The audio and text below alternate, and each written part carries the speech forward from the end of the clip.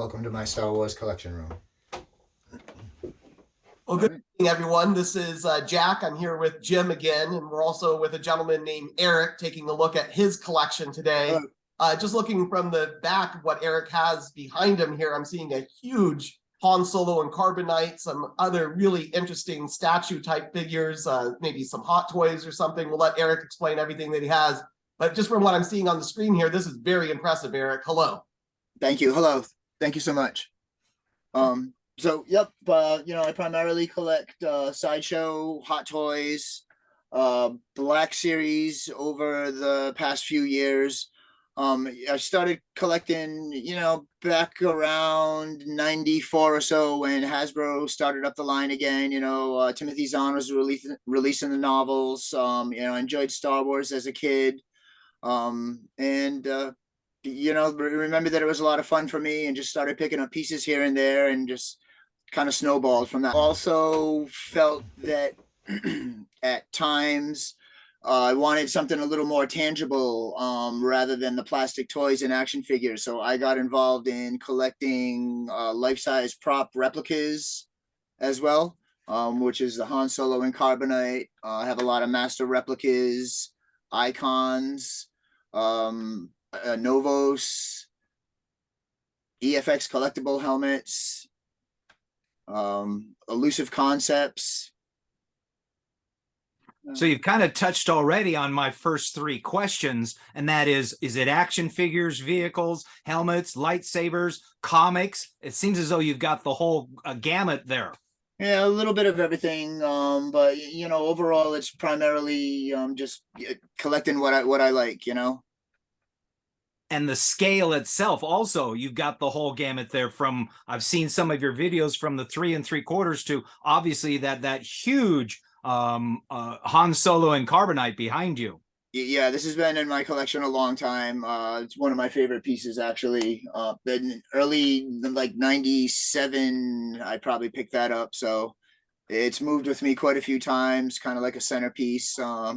Really enjoy it, actually.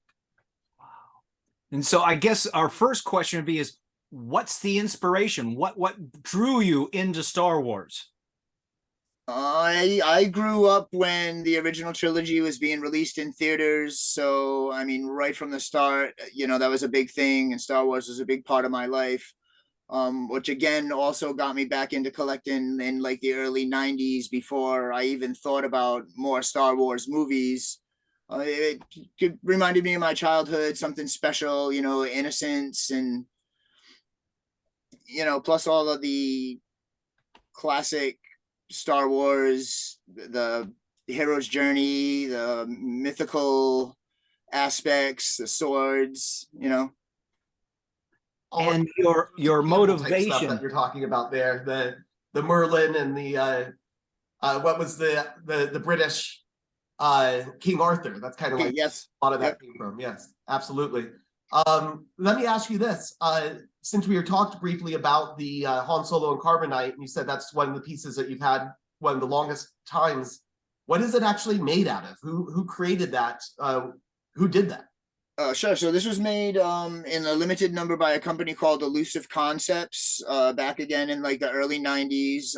They did a few maquettes. I have a life-size Yoda and a Chewbacca head that you probably saw in my video as well.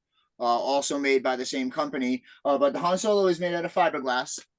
So it weighs about 100 pounds. It is sealed on the back. Very cool. Thank you. You're welcome. And so your motivation for collecting, is it investment? Is it looks? Is it for pure enjoyment? Not at all. Just pure enjoyment for me. Again, there's quite a sizable amount of stuff here. My children have talked about what's going to happen to it in the future, and I'm like, if I still have it, one of you guys will be inheriting it. So then that'll be up to them what they want to do. But are they collectors as well? A little bit, not nearly as much as me, and kind of poke around and make fun at me because I have so much nerdy stuff in my room. But and out of all those things you have collected, is graded, is that something that's special to you, or coming back to it's just the uniqueness of all the various figures and things that you have? Well, I guess kind of like everybody else that collects, you know, for me, it's about actually having the product. I don't have any officially graded stuff, but I do try to get my packages in as best shape as I can. But overall, it's about having the piece rather than it being a perfect box or package for me. And that was one of the other questions I was going to ask that goes along with the graded. What is the importance of the items that you're collecting? The fact that they're graded or high quality or just uniqueness?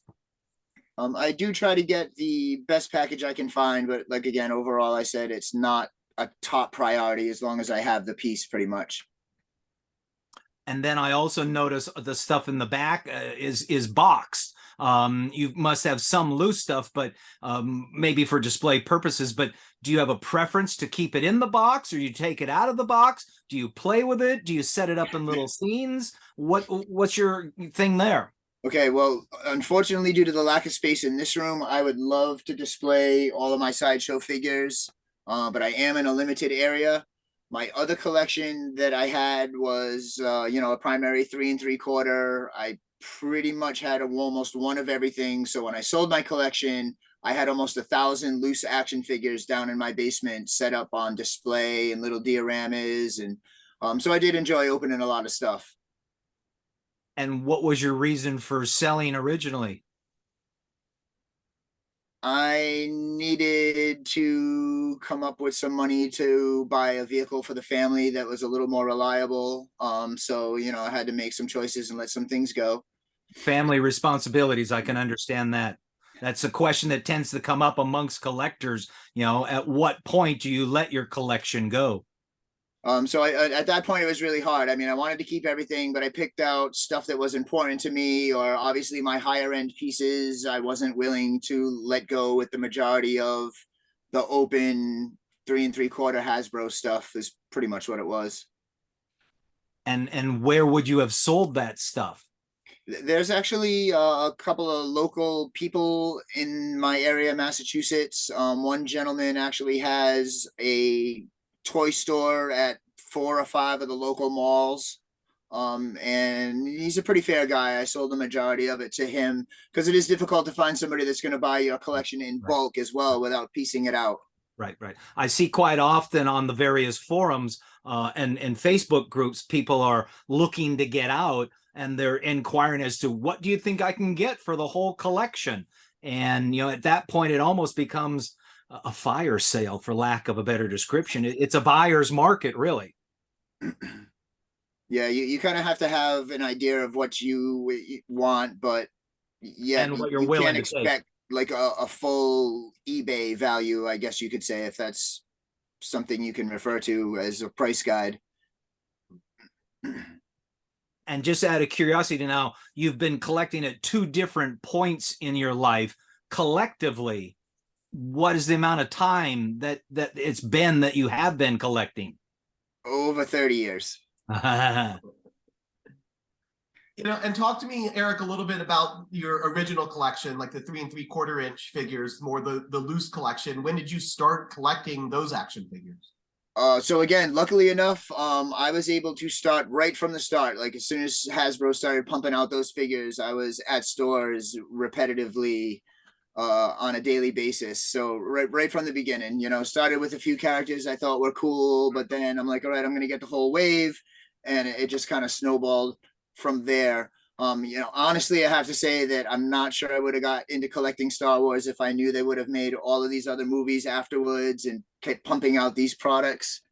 It got really caught. I had to rent 2 and 3 bedroom apartments to store my collection, so I didn't have to keep it somewhere. It was tough over the years. And that brings up another question: display space. So currently you're what, in one room? Is it expanded beyond that? You said a moment ago for storage aspect, you were renting apartment buildings. Yeah, well, I lived in apartments before I had my house, and I definitely had to get 2 and 3 bedroom ones to have enough room to keep it in and my children. I am limited to 1 room here, which has changed quite a few times already over the years while I've been here, changing little things around, bringing in more displays, and but I think I'm about maxed out at this point. And the items that are displayed, how are they displayed? I mean, I can see it looks like some of it's on shelves. Is any of it pinned to the wall? Is it suspended from the ceiling? How do you go about displaying your stuff? I have the fortunate, I don't want to say ability, but fortunate opportunity to have worked at many retail stores over the years. So I actually have metal racks like they would have on their walls that clips in shelves. So nothing pinned up on the wall, but I do have stuff on peg hooks and shelving that is stacked front to back. And so it's primarily metal display shelves? Yes, sir. Can I turn here? Sure. So they got shelves that like lock right in. There's pegboard on the back. Okay. So, obviously, working at some of these retail shops gave you an opportunity to get that shelving. Was it shelving that they were just going to dispose of? A couple of places closed down, so they sold it. Other things that were smaller wooden racks, like the one to my right here, I don't think that you can see. Just stuff that they're not using anymore. They were going to get rid of, and I'm like, yeah, I need that. And I have leftover stuff from my collection that was in the basement here too, like some different racks and stuff down in the cellar in case I just want to switch it up and move things around. And how are your various displays lit? Any particular type of lighting? No, my basement used to have overhead fluorescent lamps, but in this room, due to the amount of plugs I have, I only have the overhead light and a small pole lamp. Wow. So it's a little dark in here most of the time, but I keep the lights off and I don't really come in here that often or spend much time in here that much anymore. And so the thrill is seeking out the product, the initial collection, or maybe not so much after you've got it, going back and looking at it? No, I wouldn't say that. I mean, just everyday family life. I get the product, I bring it upstairs, I move some things around, I proudly display it and figure out how I want it to look. And come up every once in a while to just look around and enjoy it. Right. It is on the second floor too, so I spend primarily my time downstairs with like the family room and stuff like that. So I know it's up there and come up every once in a while, but. And then you mentioned a moment ago, had you known they were going to come out with all these other movies, is your display primarily the first original 3 movies, or does it include some of the other episodes, the other movies? It is a mix, but my primary stuff is going to be from the original trilogy. But I do have some sabers from like episode 1. I have a Sidious saber, a Mace Windu, a helmet from The Force Awakens, but it is primarily classic trilogy stuff. Okay, so you did just mention something there a moment ago, and that's we've not spoken to anybody yet who collects the helmets. Tell us a little bit about the helmets. Okay, so I've got quite a few. Again, I said I wanted to get more tangible things, which is what got me into like the life-size props and stuff like that. Companies have produced stuff and failed quite a few times over the years with giving us like really good props and stuff like that. So I have like an array of manufacturers stuff like over the past 25 years or so. Master replicas, EFX collectibles, a Novos, and some Black Series recently.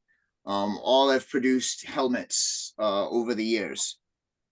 Both made out of both fiberglass and plastic, most of them.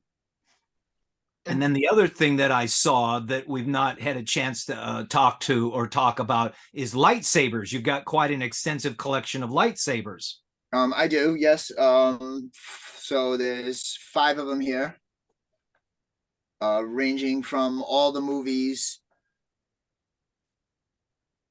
Had them for, again, quite a few years. There's some different companies there as well. The company Icons, which started making sabers in like around 97, went out of business. Then Master Replicas started picking up on that stuff.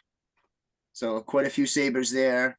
But again, after a while, sabers got too much the norm too. So I still needed something else, which is why I have some guns here, a medal of Yavin. I got a thermal detonator. Just like a range of weaponry and accessories, I guess you could say.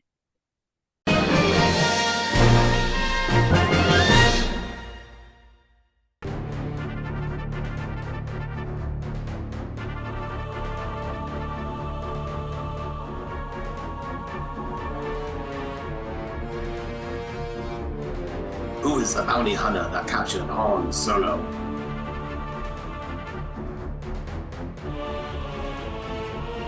Boba Fett. Did you get the correct answer? Either way, we hope you enjoyed testing your knowledge of all things Star Wars and had fun along the way. Welcome to the Collector Alliance. Guys, it's finally here, the Collector Alliance app. So go ahead and go to your Google Play Store, download and subscribe to the app. Don't you worry, Apple users. The iOS Apple version is coming right behind it. And remember, we are the Collector Alliance, so you can buy, sell, and trade as much as you want with 0 transaction fees, including items like watches, vintage and modern records, sports cards and sports memorabilia, Vintage and modern video games. vintage and modern handbags. Don't worry guys, I only wear these on a weekend. Legos, cool stuff from the 90s like this Talk Boy from Home Alone 2. Vintage and modern G.I. Joe, CDs, sealed and graded VHS, vintage and modern Turtles, and of course our cult classic Star Wars. For those of you who are about to join the TCA family, have fun. Power to the people. Thank you.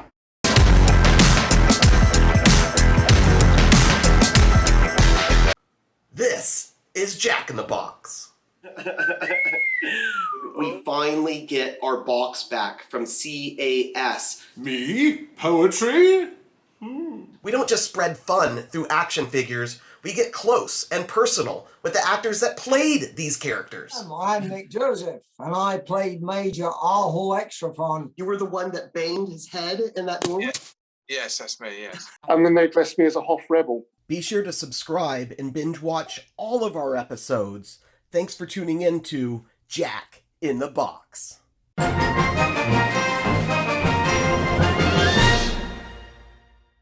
And go ahead. I was just going to ask, that medal from Yavin, where did you pick that up from? That's a Master Replicas piece as well. Most of the stuff that you see here is from the company. They did quite a really good job over the years of producing stuff. There's an Emperor's Cane up on my wall too that I'm not sure I got actually into any of the videos. So unfortunately, I don't think you can see that. But The reason I ask about the medal is I actually interviewed the metal bear, Nick Joseph, from the original Star Wars movie, and he sells those as well. Some of the replicas of the medal that he gave, originally to Princess Leia, but then she gave that one that he gave to Han Solo. Metal as in MEDEL, not METAL. Okay, That's I correct. now understand. but yeah, their stuff is really high quality. The sabers are all like metal and they're heavy, nothing like plasticky or chintzy or cheap looking. So definitely impressive quality on their stuff. And obviously you can see by looking at it that it's held up like the 20 years or so that I've had it. And Jim, let me just ask one last question here. Erik, why did you go into more of the tangible items as opposed to the quote unquote toys? That's a good question. Other than saying I just didn't want just the little plastic toys and little action figures, just something else that made me feel, I don't know, more Star Wars-ish, or Like you were part of it. But yeah, I guess you could say that, or I needed to have cooler pieces in my collection than the average Joe. I'm not sure. I also have like a lot of reference books and stuff too, which most people don't have. Because I like to be able to look up stuff about ships and characters and have like nice glossy photos and like information like at hand. This is going back before the internet too, guys. So. Couldn't just look something up quick. If you didn't have it to look at for a reference, you had to go to the library and stuff. Or Right. And so the real question is now, with all that you have, where do you acquire it? Are you going online? Are they going to toy stores? Are these at various conventions? where would you be getting most of your stuff? So the majority of my stuff, just I'm sure like everybody else over the past few years with COVID and stuff has been coming from online stores. I mean, your Targets and your Walmarts just aren't getting toys like they used to. But back in the day, it was mostly all retail stores. We have a few specialty, I guess you could say, stores that were around Massachusetts, which helped me get my prop replicas and stuff like that. Kind of dealing with like higher end collectibles, I guess you could say. And you had, go ahead. I'm sorry, go ahead. I was just going to say, I still try to find stuff at stores, but it's so hard that, it's just turned into like an online shopping pretty much over the years. Trying to compete retail wise is not easy these days. So your kids are slowly collecting stuff, but you already said dad yourself is the real collector. Would you say that your collecting is an obsession? Is it compulsive? Are you budgeted? Is it under control? Is it out of control? Multiple things over the years. It has always been budgeted. It was obsessive during the 90s. Again, I pretty much had almost one of every action figure, every vehicle. I had all the exclusives, and I don't want to sound like toot my horn. I did have the fortunate in Massachusetts, the ability to travel to within an hour. I can probably get to 4 or 5 Walmarts, 4 or 5 Targets, all the KB toys, the Toys R Us's, with everything being so close. I feel that really helped me out over the years, being able to acquire all the pieces I wanted in my collection. And now it's kind of just what I like because I'm running out of room, and I didn't even really plan on collecting Black Series. It was just going to be Hot Toys and Sideshow and my life-size stuff. But I got a few Black Series here and there, and just like everything else, just snowballed, and I need this one and I need that one. And who sees your collection?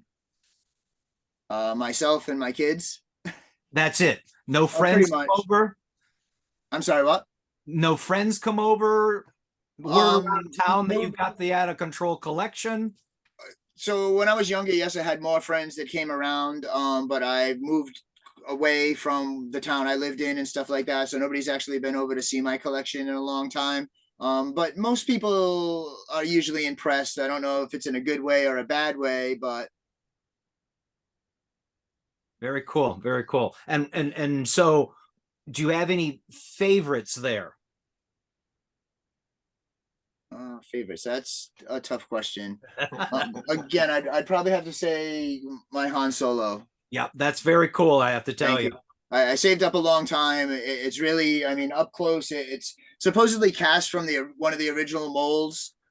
They were produced in a short run. They were supposed to go up to like 1,500 or something like that. But they ended up coming out either convex or concave after a while because the molds got weak, so they didn't look right. So I don't even think they ended up doing like the whole run. And again, I've had it for quite a long time. It's moved. It looks funny when I have to carry it in my house with all my other collections every time I've moved and stuff. And you've already mentioned that your favorites are the original trilogy, episodes 4, 5, and 6. Your thoughts on 7, 8, and 9, and 1, 2, and 3, and in particular, what was the prequel? It slips my tongue at the moment. The Rogue One. Rogue One, and really, what do you think of Andor, the Mandalorian, and Boba Fett? Okay, so I don't know. I don't want to get anybody mad at me. I know there's like heated debates out there. So overall, it's Star Wars. I like it. It's not my universe, so I sit back and I enjoy the ride. Prequels I didn't care for when they first came out, but they have grown on me. I do enjoy watching them. Clone Wars cartoons, all of the Star Wars media stuff, I enjoy. Also enjoyed like the Force Awakens and that trilogy as well. I mean, I guess I can nitpick. Every single Star Wars product has things I like and stuff I don't. So, I mean, I don't know. I guess we could talk about it all day, but overall, I don't go into it expecting something, so I'm not disappointed. I mean, it's not my story, and I'm just, like I said, enjoying that it's Star Wars and the ride, you know. Very cool. Very cool. Well, it's a great looking collection you have there. Again, And thank you thank so you for much. participating with us. Thank you. And break, Erik, towards the beginning of the interview here, you did talk about that, you know, Star Wars, the hero journey, being kind of a young age at the time when you first saw it. But there were other, you know, stories out there. There was Star Trek. There were other things, He-Man, G.I. Joe, other things you could collected. What do you think it is mainly that made you say, you know, I'm going to go with Star Wars for the entire life? As opposed to the other stories, I guess you guys have probably heard it like a bunch of times. It was the real world feel that Star Wars has. You know, Star Trek is too much space, too much, you know, conformity, clean ships, everybody's fancy uniforms. You know, Star Wars to me was everyday life in space, you know, gritty, broken vehicles, different types of people, mix and pool, you know. And do you remember the first time that you actually saw A New Hope, episode 4? I want to say that I do because I have memories as a child. Obviously I would have only been like maybe about like 5 years old.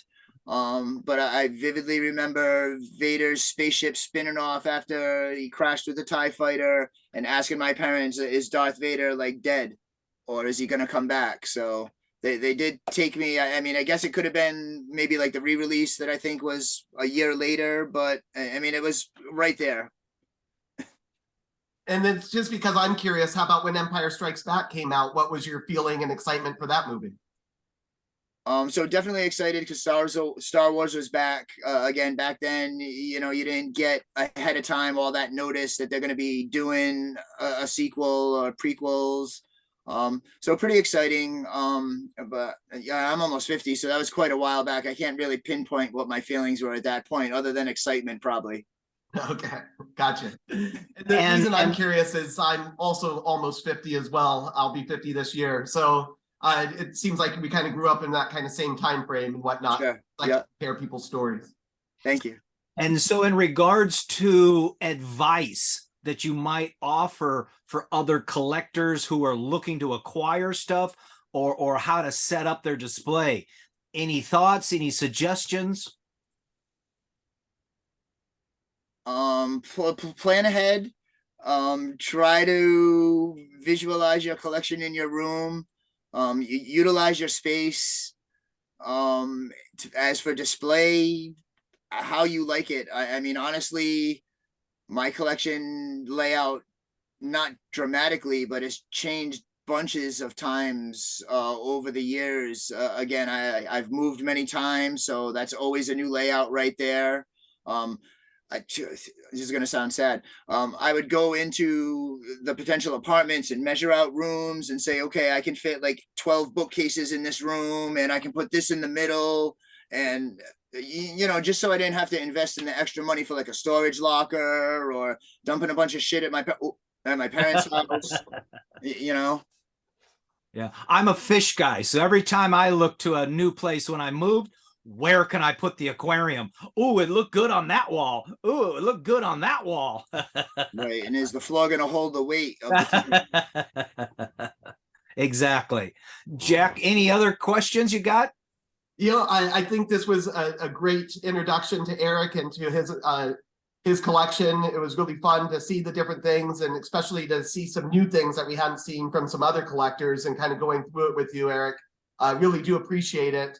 I will remind everyone out there, if you want to continue to see more episodes like this, go ahead and subscribe to this channel. If you want to leave a comment down below for Erik and ask him a few questions, he can always respond and answer a few questions, or just let us know what you thought was the best part of his collection.